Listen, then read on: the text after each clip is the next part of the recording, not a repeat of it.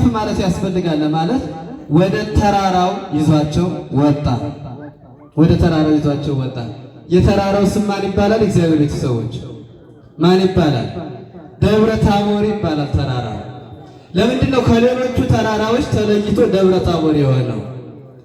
አስቀድሞ ቅዱስ ዳዊት ታቦር ወአርሞንዔም በስመ ዚአከ ይትፌስሑ፣ እነሆ ታቦርና አርሞንዔም ተራራዎች ስምክን አይተው ስምክን ጠርተው ወይም ክብርህን አይተው ደስ ይላቸዋል ብሎ ቅዱስ ዳዊት ትንቢት ተናግሮ ነበረ።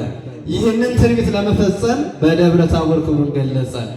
ሌላው በዚያ ተራራ ላይ ባርቅና ዲቦራ የተባለች ሴት ናት። ባርቅ የተባለ ወንድ ነው።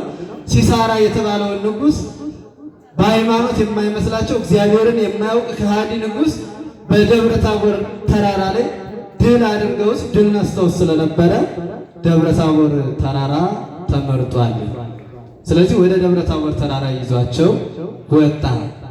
ስንቱን ነው ይዞ የወጣ? እግዚአብሔር ቤተሰቦች ስንት ናቸው? ሶስት ነው። ለምንድን ነው ሶስት ብቻ ይዞ የወጣው? ነገር በሶስት ይጸናልና ወይም ምስክር በሶስት ይጸናልና ክብሩን ሊያሳያቸው ስለሆነ ለክብሩ የሚመሰክሩ ሶስት ደቀ መዛሙርትን ይዞ ሄደ። ሌላው ሊቅ ሲተረጉመው እነዚህ ሶስቱ ይላሉ ሶስቱን ትውልድ ይወክላሉ። ትውልደ ሴም፣ ትውልደ ካም፣ ትውልደ ያፌት። እነዚህን ወክለው ፍጥረቱ ሁሉ የእግዚአብሔርን ክብር እንዳየ የእግዚአብሔርን ክብር እንዳየ ለመግለጽ በሶስቱ ትውልድ ተወክለው እነዚህ ሶስቱ ደቀ መዛሙርት ወጡ ይሉናል። እነዚህን ይዞ ወጣ። እነዚህ የተመረጡበት ምክንያት እንዳጠቃላይ ብዙ ምክንያት አለው፣ ግን እግዚአብሔርን ይወዱት ስለነበረ እርሱም ይወዳቸው ስለነበረ ነው። ማንን ይወዱት ስለነበረ? እግዚአብሔርን ስንወደው የእግዚአብሔር የሆነውን ነገር ማየት እንችላለን። ማየት ብቻ አይደለም፣ የእግዚአብሔር የሆነውን ነገር መያዝ፣ መውሰድ፣ መቀበል እንችላለን። ምክንያቱም እግዚአብሔር ለሚወዱት፣ ለሚያከብሩት፣ ለሚፈሩት የራሱን ነገር የባህሪውን የጸጋ አድርጎ ይሰጣል። ስለዚህ እግዚአብሔርን ይወዱት ነበርና እንደው ፍቅሩ እንዲወጣላቸው የበለጠ እርሱን አይተው ደስ እንዲላቸው ሶስቱን ደቀ መዛሙርት ይዞ ወጣ። ዘጠኙን ከታች ተዋቸው። ይሁዳ ነበርና ይሁዳ ክብሩን እንዳያይ ነው። ለምን ካላችሁ ኃጢአተኛ ሰው የእግዚአብሔርን ክብር ፈጽሞ አያይም።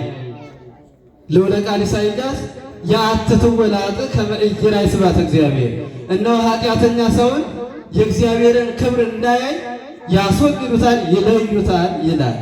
ስለዚህ እግዚአብሔርን ማየት የምንችለው የእግዚአብሔርን ክብር አይተን መጥቀብ የምንችለው ከኃጢአት የነጻን ንጹሐ ባሕሪ በባሕሪያችን ንጹሕ መሆን ባንችል እንኳን በምንችለው ልክ ንጹሕ ሆነን ስንገኝ ነው እግዚአብሔርን ማየት የምንችለው። ስለዚህ እነዚህ እግዚአብሔርን ይወዱት ስለነበረ እግዚአብሔርን ለማየት ወጡ። ይሁዳ ግን እግዚአብሔርን ሊያይ ያልታደለ ሐዋርያ ስለነበረ በእርሱ ምክንያት ስምንቱ ደቀ መዛሙርት በታች ቆይተዋል። ለምን? እርሱም ብቻ ቢተው ይሁዳ ምክንያት ያገኛል። ደብረ ታቦር አውጥቶ 11ዱን ደቀ መዛሙርት ወስዶ ክብሩን ሲገልጽላቸው እኔ ለይቶ ስለተወኝ በዚህ ምክንያት ሸጥኩት፣ በዚህ ምክንያት አሰቀልኩት ብሎ ምክንያት እንዳያገኝ ሌሎቹንም ደቀ መዛሙርት አብሮ ተወለት።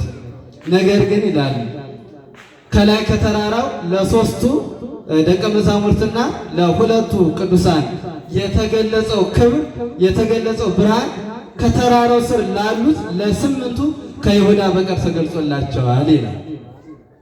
እንዲህ አድርጎ ወጣ። እንግዲህ እንደነገርኳችሁ ከላይ ከሐዋርያት ስንት ደቀ መዛሙርትን ይዞ ሄዷል? 3። ከነቢያት ደግሞ 2 አባቶችን ይዞ መጥቷል። አንዱ ኤልያስ ነው፣ አንዱ ሙሴ ነው። በድምሩ ስንት ይሆናሉ? ንገሩ በደንብ። 5 ይሆናሉ። ስለዚህ ወደ ደብረ ታቦር ተራራ የወጡት 5 ናቸው። 3ቱ ከሐዋርያት፣ 2ቱ ከነቢያት። እነዚህን ይዞ ወጣ። ለነዚህ ክብሩን ገለጸ። በየት? በደብረ ታቦር። አሁን እነዚህ 3 ደቀ መዛሙርት ከሐዋርያት፣ 2 ቅዱሳን ከነቢያት በድምሩ 5። ለነዚህ ክብሩን የገለጸው በደብረ ታቦር ተራራ ላይ ነው። ደብረ ታቦር የምን ምሳሌ ነው ካላችሁን፣ የመጀመሪያው ደብረ ታቦር የቤተ ክርስቲያን ምሳሌ ስለሆነች ነው። ደብረ ታቦር የቤተ ክርስቲያን ምሳሌ ነው። የምን ምሳሌ አልኳችሁ? ልብ በሉ። ደብረ ታቦር የቤተ ክርስቲያን ምሳሌ። ተራራ ከፍ ያለ ነው፣ ከምድር ነው ያለው፣ ግን ከፍ ያለ ነው። ቤተ ክርስቲያንም በምድር ያለች ቤተ ክርስቲያን ትትሜሰል በጽርሐ አርያም ዘላዕሉ ይላል። ቤተ ክርስቲያን በላይኛው ጽርሐ አርያም በመንግሥተ ሰማያት ትመሰላለች ይላል።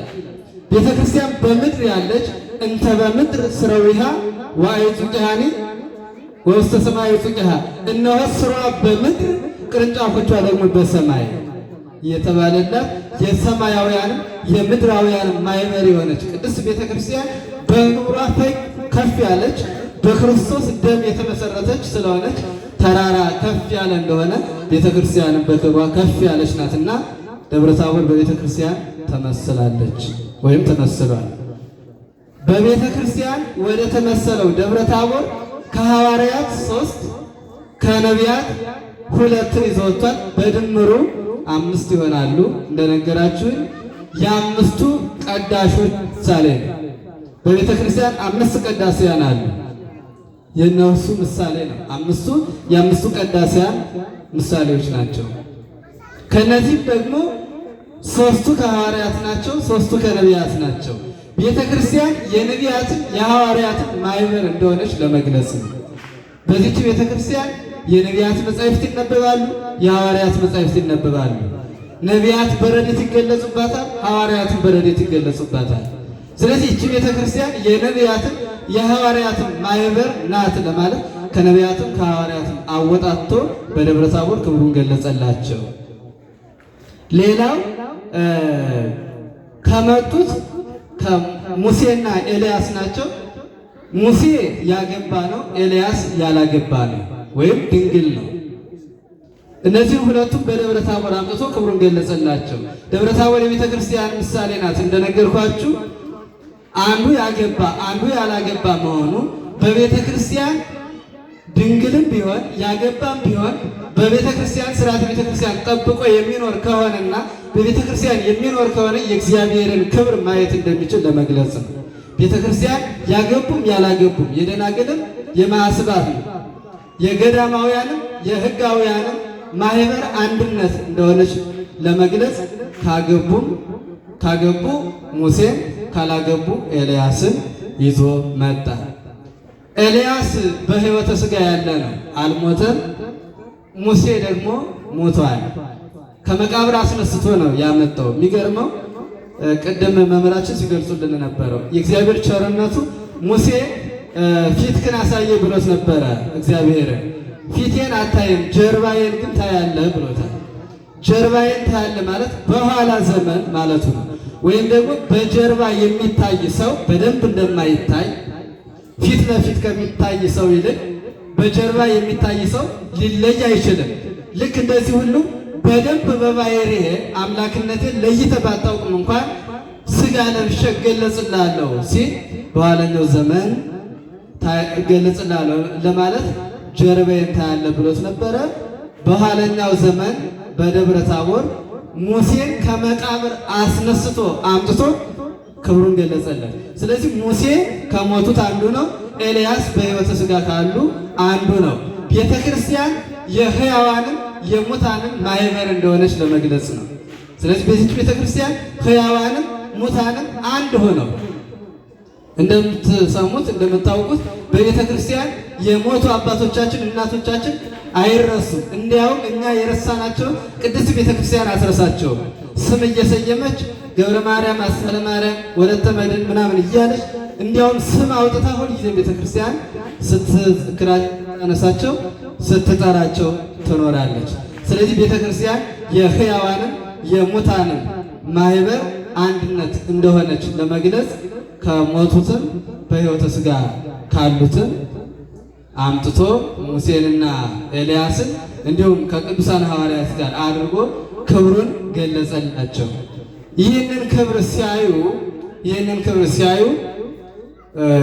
ቅዱስ ጴጥሮስ እንዲህ አለ፣ ሰናይ ለነ ሀሎ ዝየ አቤቱ ጌታ ሆይ በዚህ መኖር ለእኛ መልካም ነው፣ በዚህ መኖር ለእኛ መልካም ነው። አንተ የቀደመ ስራህን እሰራ፣ የሞቱትን እያስነሳ፣ የታመሙትን እየፈወስ፣ ለተጠሙ እያረካ፣ ለተራቡ የተራቡትን እያጠገብ፣ 5 እንጀራ አበርክተህ ለ5000 ሰው እያጠገብክ፣ ለስንት ሰው? ይገርማችኋል። የእግዚአብሔር ተአምራቱ ከአእምሮ በላይ ነው። ልብ ሊመረምረው ቃል ሊናገረው ፈጽሞ አይችልም። ለ5000 ሕዝብ 5 እንጀራ ብቻ አበርክቶ እንግዲህ ለ1000 ሕዝብ ስንት እንጀራ ነው የሚደርሰው? ለ1000 ሕዝብ ስንት እንጀራ? 1 እንጀራ ነው የሚደርሰው። ለ1000 ሕዝብ 1 እንጀራ፣ ለ1000 ሕዝብ 1 እንጀራ አድርጎ ለ5000 ሕዝብ 5 እንጀራ አበርክቶ መግቧቸዋል። የሚገርመው የተቆጠሩት ወንዶችና ሴቶችና ሕፃናት ሳይቆጠሩ ደና ጎልማሳ ወንዶች ብቻ ነው የተቆጠሩት። ሴቶችና ሕፃናት ሳይቆጠሩ ነው 5000 የተባለ።